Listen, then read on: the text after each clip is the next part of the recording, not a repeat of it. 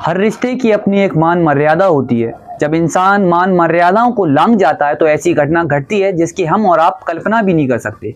आज हम आपको एक ऐसी सच्ची घटना बताने जा रहे हैं जिसमें एक पत्नी ने जिसने अपने पति के साथ जन्मों जन्मों की जीने और मरने की कसम खाई थी, वही अपने पति के खून से अपनी मांग का सिंदूर मिटा देती है। आखिर क्या होता है और इसके पीछे की क्या वजह थी, जानते हैं पूरा मामला विस्तार से। तो वीडियो को अंत तक देखें और वीडियो में बने रहें, वीडियो को जरा भी स्किप ना करें और हमारे चैनल को सब्सक्राइब करें। गाजियाबाद के शास्त्री नगर की वहां का रहने वाला मुकेश एक फैक्ट्री के अंदर वेल्डिंग का काम किया करता था। वह अपने परिवार के साथ रहा करता था। उसकी पत्नी जिसका नाम कविता था, वह एक हॉस्पिटल में नर्स थी।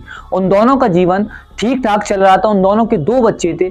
लेकिन मुकेश की पत्नी जो कि एक नर्सिंग का काम एक हॉस्पिटल के अंदर किया करती थी, उसी हॉस्पिटल के अंदर उसे एक बीमा पॉलिसी के काम करने वाले युवक से प्रेम हो जाता है। उनके प्रेम को काफ़ी समय हो जाता है। उनके प्रेम को 2 साल बीत जाती हैं। 2 साल के बाद जब इस बात की खबर उसके पति को होती है, यानी कि मुकेश को होती है, तो उन दोनों के बीच बहस होना शुरू हो जाती है। उनके बीच में झगड़े होना शुरू हो जाते हैं और झगड़े से परेशान होकर उसकी पत्नी यानी कि कविता अपने बॉयफ्रेंड विनय को बताती है कि मेरे पति को हम दोनों के बीच में पता चल गया है और वह हमारे प्रेम के बीच में बाधा बन रहा है, क्यों ना उसे रास्ते से हटा दिया जाए। वे दोनों मिलकर एक प्लान बनाते हैं और उसे मौत के घाट उतारने का एक प्लान बना लेते हैं। फिर एक रात पति शराब पीकर घर पर आता है और वह शराब बहुत ज़्यादा पिया हुआ होता है और वह अपने कमरे में जाकर सो जाता है। वह गहरी नींद से सो रहा होता है। उसी रात उसकी पत्नी उठती है और एक तकिया लेती है और तकिया लेने के बाद उसके मुंह पर उसे ढक देती है और उसके सीने पर बैठकर ताकत के साथ उसका मुंह दबाती है। उसकी दम घुटने की वजह से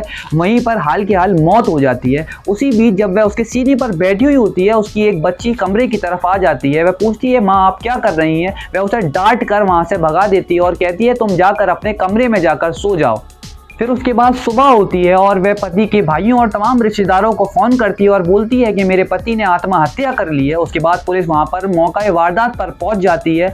उसके बाद पुलिस बॉडी को पोस्टमार्टम के लिए भेज देती है। तो जब पोस्टमार्टम की रिपोर्ट आती है तो सभी लोग चौंक जाते हैं। पोस्टमार्टम की रिपोर्ट में साफ साफ साबित होता है कि बॉडी की मृत्यु यानी कि उसके पति की मृत्यु दम घुटने की वजह से हुई है। पुलिस को पत्नी पर शक होने लगता है, उसके ड्रामों पर शक होने लगता है। फिर उसके बाद पुलिस पत्नी का मोबाइल जब्त कर लेती है। फिर उसकी कॉल डिटेल निकालती है और व्हाट्सएप की चैटिंग निकालती है। तो उसमें कुछ और ही खुलासा होता है। उसकी लास्ट जो चैटिंग होती है उसमें लिखा हुआ होता है कि काम हो गया है। उसके बाद पुलिस पत्नी को थाने लेकर आती है और उससे तफ्तीश करना शुरू कर देती है। जब तफ्तीश शुरू करती है तो पत्नी अपना सारा राज यानी कि सारा गुनाह कबूल कर लेती है और वह बताती है कि उसे मेरे बॉयफ्रेंड के बारे में पता चल गया था और मैं उससे बहुत ज़्यादा प्यार करती थी। इस कारण वो मेरे प्रेम में बाधा बन रहा था, इस वजह से मैंने उसे मौत के घाट उतार दिया। फिर पुलिस प्रेमी और प्रेमिका को यानी कि उसकी पत्नी और जो उसकी पत्नी का बॉयफ्रेंड था, उन दोनों को गिरफ्तार कर जेल भेज देती है। तो एक पत्नी ने अपने प्रेम की चाहत में अंधा होकर अपना सुखी परिवार बर्बाद कर लिया। उन मासूम बच्चों का क्या, जिन्होंने अभी इस दुनिया में चलना ही सीखा था, इस दुनिया को जीना स्टार्ट किया था, उन्होंने अपनी ज़िंदगी की शुरुआत की थी, उन मासूमों का क्या? उसने अपना सुखी परिवार पूरा बर्बाद कर लिया।